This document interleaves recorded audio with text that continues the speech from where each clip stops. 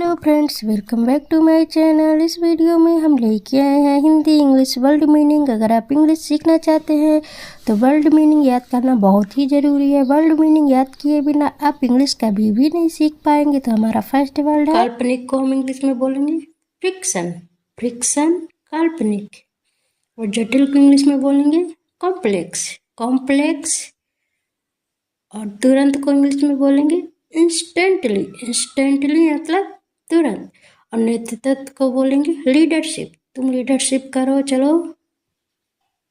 उत्सव को बोलेंगे फेस्टिवल। फेस्टिवल मतलब उत्सव।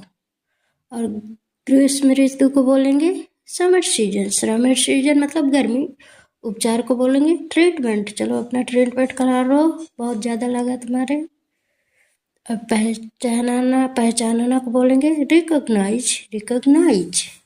लालची होने को बोलेंगे ग्रीडी। तुम ग्रीडी हो यानी कि लालची हो। और क्षमता को बोलेंगे पोटेंशियल। पोटेंशियल मतलब क्षमता। योजना को बोलेंगे स्कीम। तुम्हारी स्कीम क्या है यानी कि योजना।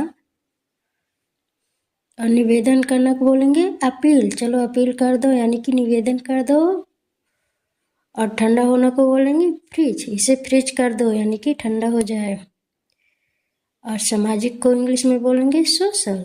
ये तो सोशल है यानी कि सामाजिक है। बेकार को हम इंग्लिश में बोलेंगे वर्थलेस। वर्थलेस मतलब बेकार है ये। और जिज्ञासु को बोलेंगे क्यूरियस।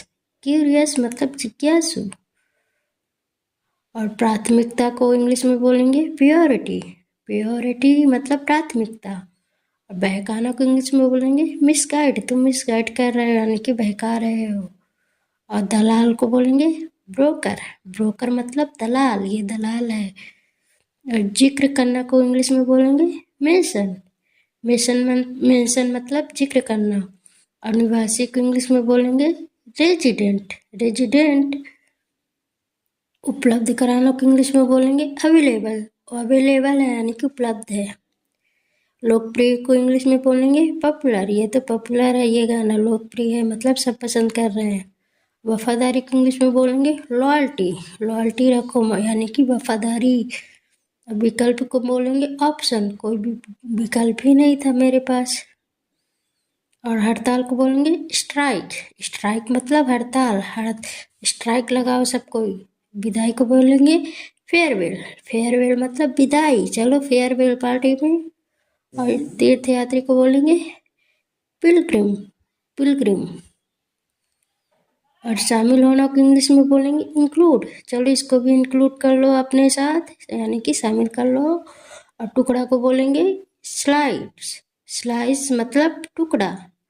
और जीव विज्ञान को इंग्लिश में बोलेंगे बायोलॉजी। बायोलॉजी पढ़ना मुझे यानी कि जीव विज्ञान। वास्तव में इसको बोलेंगे एक्चुअली। एक्चुअली ये बात थी वास्तव में। और राहत को इंग्लिश में बोलेंगे रिलीफ। रिलीफ मतलब राहत। और कठिनाई को इंग्लिश में बोलेंगे डिफिकल्टी। डिफिकल्टी मतलब कठिनाई। अनुशासन को इंग्लिश में बोलेंगे डिसिप्लिन। डिसिप्लिन मतलब अनुशासन। कभी कभी को इंग्लिश में बोलेंगे समटाइम। समटाइम मतलब कभी कभी। और चरित्र को हम इंग्लिश में बोलेंगे कैरेक्टर। तुम्हारा कैरेक्टर अच्छा नहीं है यानी कि चरित्र। और संगठन को इंग्लिश में बोलेंगे ऑर्गेनाइजेशन। ऑर्गेनाइजेशन मतलब संगठन। और बातचीत को हम इंग्लिश में बोलेंगे एनोसिएशन। एनोसिएशन सॉरी नेगोशिएशन। और व्यवस्था करना, व्यवस्था को हम बोलेंगे अरेंजमेंट। चलो व्यवस्था करो यानी कि अरेंजमेंट करो। और संसाधन को बोलेंगे रिसोर्स। रिसोर्स मतलब संसाधन। निष्पादन को बोलेंगे एग्जीक्यूशन। और कल्याण को बोलेंगे वेलफेयर। वेलफेयर यानी कि कल्याण। और सहयोग को इंग्लिश में बोलेंगे कोलोबरेशन। कोलोबरेशन। कोलोबरेशन। और आश्चर्यजनक बोलेंगे वंडरफुल।